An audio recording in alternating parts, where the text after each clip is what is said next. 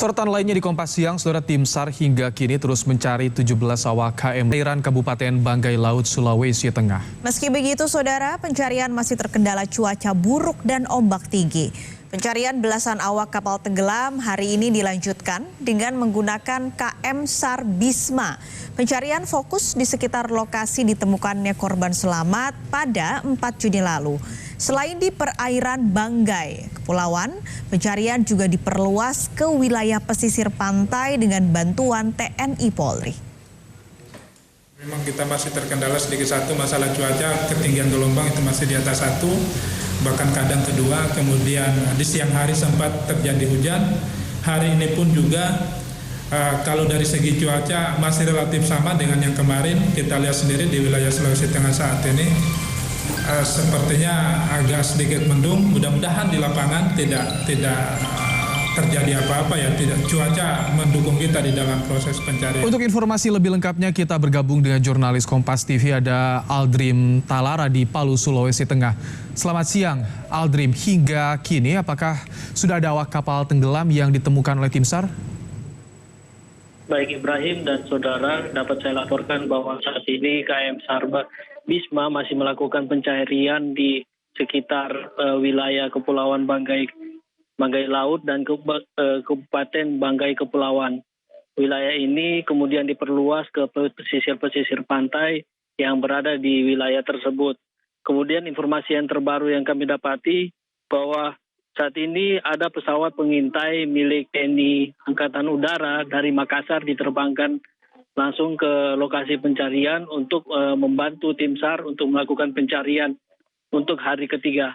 Dan khusus untuk hari ketiga ini memang dibandingkan dari hari-hari sebelumnya itu, tim SAR gabungan sendiri masih mengalami kendala cuaca buruk, hujan yang masih turun dan ombak yang tinggi setinggi sekitar 2 meter itu menghambat pencarian, bahkan jarak pandang untuk melakukan pencarian korban-korban yang masih belum ditemukan.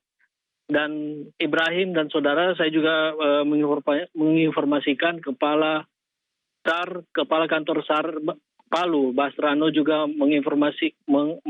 menginformasikan bahwa sebelumnya ada informasi ada 5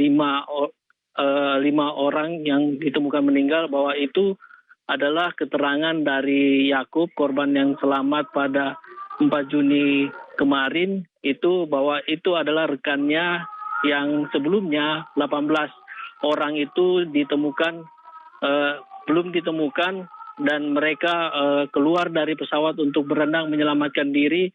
6 orang kemudian berusaha menyelamatkan diri pergi ke daratan terdekat, dan dalam sepanjang 4 hari itu mereka terpisah dan tersisalah Yakub yang ditemukan selamat oleh kapal yang melintas di Kepulauan Banggai. Ibrahim. J17 hingga saat ini belum ditemukan 1 orang selamat. Lalu Aldrim, bagaimana kronologi tenggelamnya kapal motor lintas timur ini sehingga mengakibatkan belasan awak kapalnya tenggelam? Baik, sebelumnya pada 28 Mei kapal motor lintas timur ini berlayar dari Bitung, Sulawesi Utara ke Morowali, Sulawesi Tengah dengan mengangkut semen yang beratnya sekitar 1.700 ton. Namun dalam perjalanannya tepatnya sekitar tanggal 1 Juni itu mengalami mesin rusak.